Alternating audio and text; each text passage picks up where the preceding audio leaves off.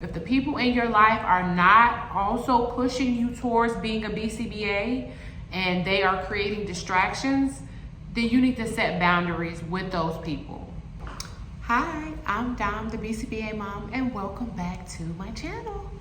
So this is a good one, guys. I actually should have done this video a long time ago. I actually did do this video a long time ago, but this video needed a refresher because the last time I did this video, I was a BCBA for 2 years. Now I just reached my 7-year mark and I have so much more information to tell you so that you can pass your BCBA exam. So this video is entitled How I Passed My BCBA Exam on the First Try. Yes, I was a part of that 60-something% that actually passed the exam on the first try. And honestly, it wasn't because I was this super genius and I got all A's in school. It wasn't because I was super confident or I just had ample amount of time to study and dedicate to this material. No, actually, as I've mentioned in the last video, the odds were stacked against me. All of the odds were stacked against me. I was working full-time while studying for this test. I was pregnant the entire time, and not just pregnant, but pregnant. I mean, I was like John and Kate +8. I was already a mother. I was a wife. I was working full-time. There were so many things going on during this time that would have counted me out of passing. However, I still was able to pass on the first try. So I'm gonna share the tips that I use, but I'm gonna zhuzh it up a little bit because I've learned so much more during my time as a BCBA. Not only am I gonna share 10 strategies on how to pass your BCBA exam, but I'm also going to give you strategies, not just leading up to the exam, but strategies you can use the day of the exam.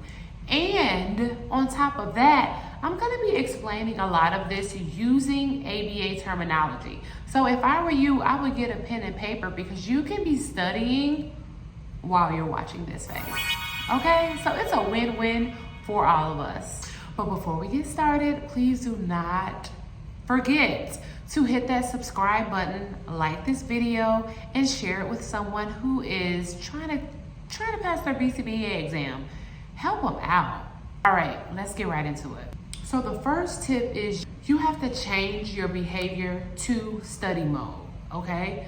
The reason people pass this test is because they know the material. There is no way to get around learning this material. You have to learn this material. And in order to learn something new, you have to study it. You know, just like learning a new language. You know how back in the day when, you know, this new song came out and you wanted to learn the lyrics, you would literally have to study the song. You would play it over and over and over again. You would pause it and rewind it to the part that you missed until you learned all the lyrics and the ad-lib. And yes, I know I'm dating myself because now you can just look online and look for the lyrics, but we didn't always have that privilege. That's how you have to treat approaching this material. You have to study, and in order to increase your studying, you have to change your behavior and your environment so that it allows you the opportunity to study more. As behavior analysts, we have the potential, the power, the science to change behavior. That also means our own behavior. So you have to set contingencies around you in order to make studying more attainable. Track your study days and then try not to miss any study days. You miss once is a mistake. If you miss twice, then you're starting a habit of not studying. You can track your studying using latency, like how long did I engage in the study material. You can track your studying using frequency, like how many pages did I read in Cooper. You can track your study habit through inter-response time, meaning how long am I waiting in between days that I'm studying. Okay? As behavior analysts, we really work off of data. Our foundation is data. So you want to use that same tactic when changing your own behavior or when trying to study for your exam. So if you can see in black and white on a screen, on a graph, that there is a trend in your study habits, that trend is increasing or that trend is decreasing, or on Fridays, Saturdays, and Sundays you rarely ever study because you're going out a lot and you're going out of town or you're doing all of these things, then that is a visual prompt for you to then make those changes. So I encourage you to track your study habits and your study patterns. And if you didn't notice, I just used ABA terms that will likely be on the BCBA exam. So write in the chat below and give me the definition of each of those ABA measurement terms. Number 3, adjust the response effort. So during the last video, we talked about you want to decrease the response effort to accessing your study material, right? That means you want your study material readily available. You want it right in arm's length. You want to already book that study room. You want to carve out time for studying. Like, you want to make studying really, really easy. But you also have to do the opposite for distractions that can prevent you from studying. That may mean putting that group chat on mute. That may mean turning off all of your notifications during your study time. That may mean sending out messages and saying, hey, family, friends, whomever, I am studying for this exam and I need you to leave me alone from this time to this time, right? So I had a student, I had a supervisee, and whenever we would have our sessions, she would get a lot of calls from her family because she was really big on family, really, really family oriented. I 100% understand that. I love my family. I have a big family. But it got to a point where I had to tell her, like, you have to set boundaries with the people in your life so they can also help you meet your goal. If the people in your life are not also pushing you towards being a BCBA and they are creating distractions, then you need to set boundaries with those people. And they should understand. Now let's say you can't cut off life like that, right? You're a parent or you have responsibilities where you just can't cut things off to study. You can layer them, meaning you can do activities that are compatible with study. For example, when I was studying and my kids were little, well, some of my kids are still little because I just had another baby. That's a whole nother story. But as I was studying for my exam, I had small kids and I couldn't just cut them out of my life, right? So I would take them to activities where they could pretty much entertain themselves, and that activity also came with a little couch or a desk or a table on the side where I can go over, tuck myself away, and get some studying done. So that's a way to layer it, right? I'm spending time with my kids, I'm taking them out, I'm doing an activity, but I'm also in an environment where I can get some studying done.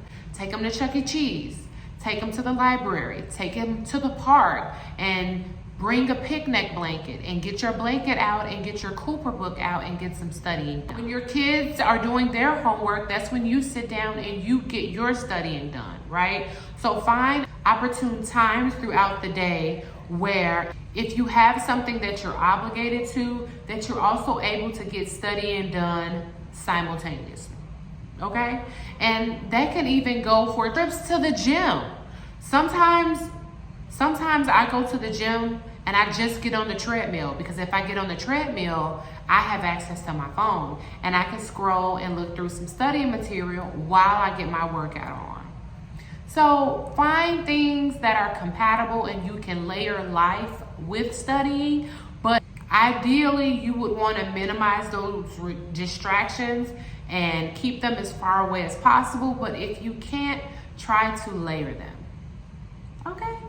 Number 4, you want to invest in some study material, okay? There is so much out there as far as really good study material, okay? And I'll just list them off in the notes, but I'm gonna talk specifically about the study material that I used back in the day when I tested to become a BCBA, okay? So I use the BDS modules. So the BDS modules, once again, it is behavior analytic in nature, okay? So it already has the least to most restrictive prompts already embedded in there. It has positive reinforcement already embedded in there. It tracks your behavior. It tracks how many you got correct and how many you got incorrect, okay? So this is your go-to for study material. And the reason that I say that, because right now, over 100 universities are now requiring their students to purchase the BDS modules as a requirement to complete the class, okay? So if the universities are partnering with the BDS modules, you may want to think like, okay, they may be onto something. Maybe I should just invest in the BDS modules, because they also do have a 98% pass rate, and that doesn't even include me, because I wasn't even in that survey. So the BDS modules just gives you lots and lots of mock exams, right? And it takes you through all the tasks on the task list. It takes you through measurement. It takes you through data collection. It takes you through ethics. It takes you through all of the categories or sections that you are going to see on the BACB exam. And it allows you to practice taking this exam. But it also gives you feedback while taking this exam. They actually have different pricing packages where you can purchase it for 3 months, or purchase it for 6 months, or 14 months, or 28 months. So if you want to pay a little bit more money, I would get the BDS modules for a longer period of time, so you have time to really complete all of it. Once again, I said, while you're taking it, it's giving you feedback. So it'll flag a question and say, hey, you got this question wrong. You may want to refer to Cooper, page something, something, something, okay? That is key. Write that down, okay? Because that's the feedback that the modules is picking up on and saying, hey, I see this person is strong in this area, but has weaknesses in that area. Write that information down and check with your Cooper book so that you can enhance those deficits. Which brings me to number 5, check with Cooper. What I'm holding in my hand right now is the Cooper book that I use to pass my exam on the first try. Now you can already see that, yo, my book, oh no. Oh my gosh, y'all, this book is so old. This is the 2nd edition. I think they're on edition like 5 or 6 right now, but it doesn't matter because I will never get rid of this book. And you wanna know why? Because I have so many notes. I'm sorry, I'm just gonna have to get rid of that. I have so many notes. I highlighted so many pages. I wrote explanations that made sense to me. I doodled on it, I colored on it, I put sticky notes on it. I made little notes on the sticky notes, like any and everything that I needed to stand out, I wrote it in this book, okay? Don't try to be cute. Do whatever you need to do in order to understand this book, because honestly, this is what's, I know it doesn't have a cover. Let me put this down.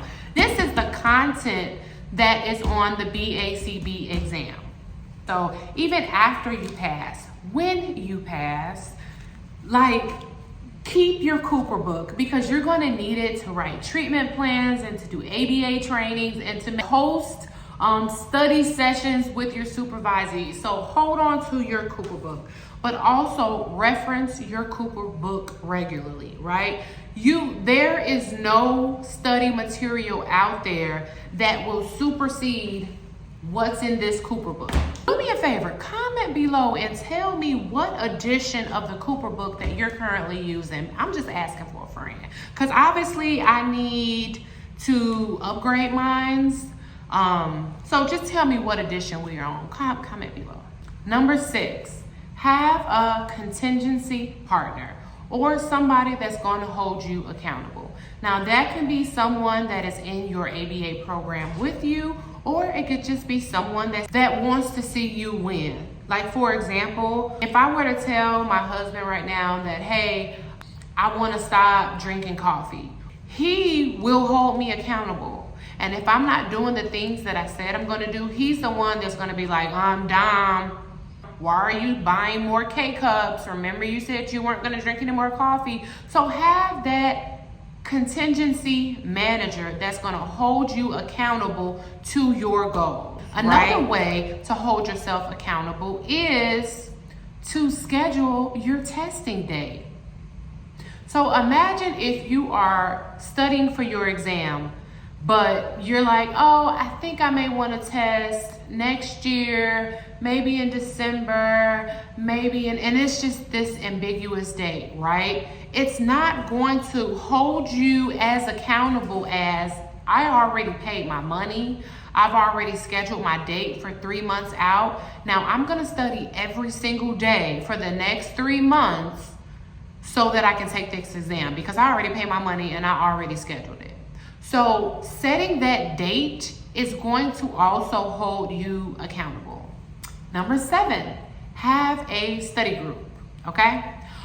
So when I was at the Chicago School of Professional Psychology, in my cohort, we just orchestrated our own study groups. And I wasn't always able to be a part of it because I had a full-time job and I was a mom, and I didn't live close to campus, but some of my cohort members would study with each other all day long. And that really, really helped us to learn the material.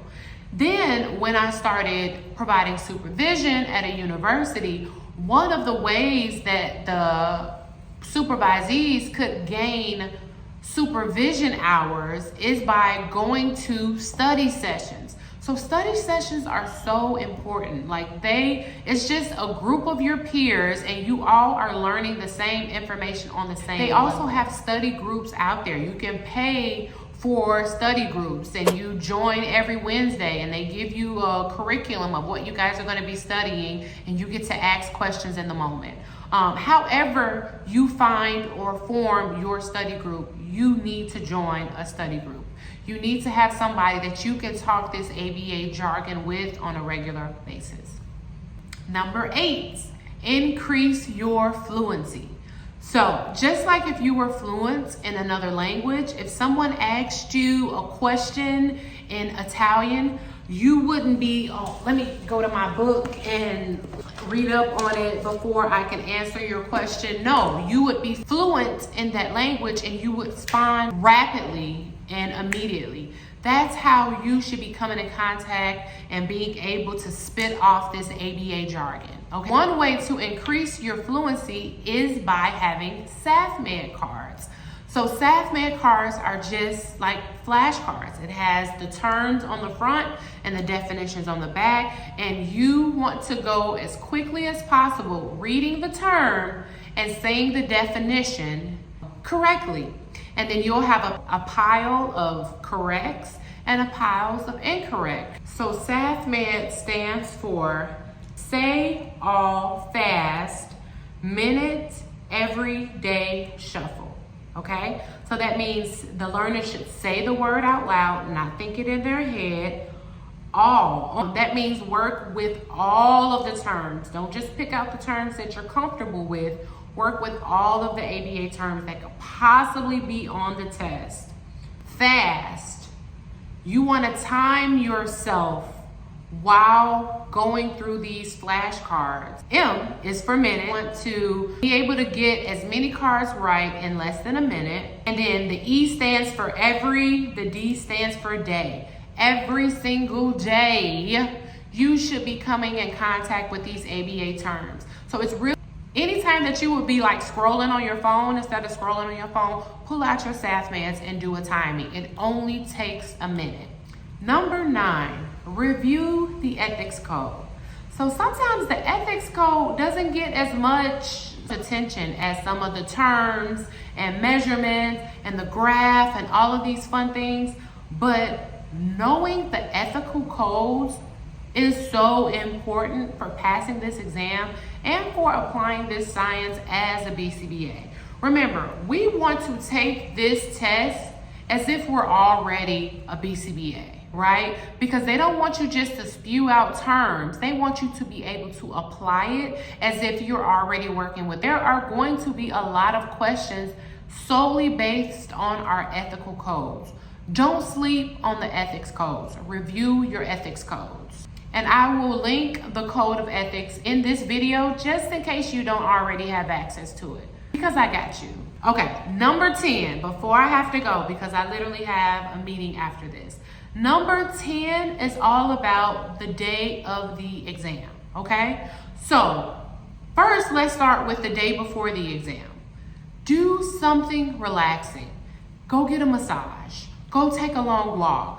Go do a yoga class. Go do a pottery class. Do whatever relaxes you, and just put your study material away for just 24 hours, maybe 12. I don't know how you're feeling, but disconnect from the material and just calm down, right? So a lot of times we don't pass this exam because of testing anxiety, right? Or we've just worked ourselves up so much to where we are about to crash and burn. So take the day before the exam and just be free. Do that for me. Do that for yourself. The day of the exam, I encourage you to pack your snacks. I thought I would finish the exam in about 2 hours, and it took me the entire 4 hours. Not to mention, I was 6 months pregnant while taking this exam. So your girl was hungry. So I am so glad that I packed snacks to last throughout the whole exam. So you won't be able to eat in the testing center, but it'll give you an opportunity to stretch your legs, to rest your eyes, come out of the testing center, go into your locker, and scarf down that yogurt parfait. Because who doesn't love a yogurt Have you parfait? ever met a person, you say, hey, let's get some parfaits. They say, hell no, I don't like no parfaits. Parfaits are delicious. Lastly, while taking the exam, don't be afraid to flag those questions where the answer doesn't come to your head immediately, okay? So in the beginning, when you're going through the test, you want to practice that fluency. You want to get through each question rather quickly. If you see that you're taking a long time on a question, just flag that question and go back to it later. So get as much done as possible that you know. The ones that you just had to like, let me think about it. Let me get my little scratch paper. Let me draw it out. Let me write it out. Let me do whatever I need to do. Go back to those later in the exam before the time is up. That's something that I did. Honestly, I thought I flagged way too many. I'm like, dang, I flagged like 50 questions. But by the time I went back, I felt like I had a little more clarity after I was able to go back and address those questions again towards the end. Okay, so that is all the information that I have for you. Now, I probably missed some steps, so you're gonna have to go back to the previous video to catch some information that I probably didn't put in this video, but I hope this video was refreshing. Hopefully it gives you a fresh perspective on how you should change your life, change your behavior in order to pass this exam. We are behavior analysts, guys. We know how to manipulate our environments in order to get the desired response. So do that. Tap into your superpower. Tap into the reason that you got into this field and pass your BCBA exam on your first try or your next try. Okay, once again, if you like this video and if you got any tips from this video, please do not hesitate to hit that subscribe button. I'll wait. and like this video. Most importantly, don't keep it to yourself. Share it with a friend, share it with a study buddy, share it with the group, share it with your professor. I would love for professors to show videos like this in their classes so we don't have to wait till the end and think about like, oh shoot, how am I supposed to pass this exam? So share it with anyone, share it with everyone, and I will see you on the next one.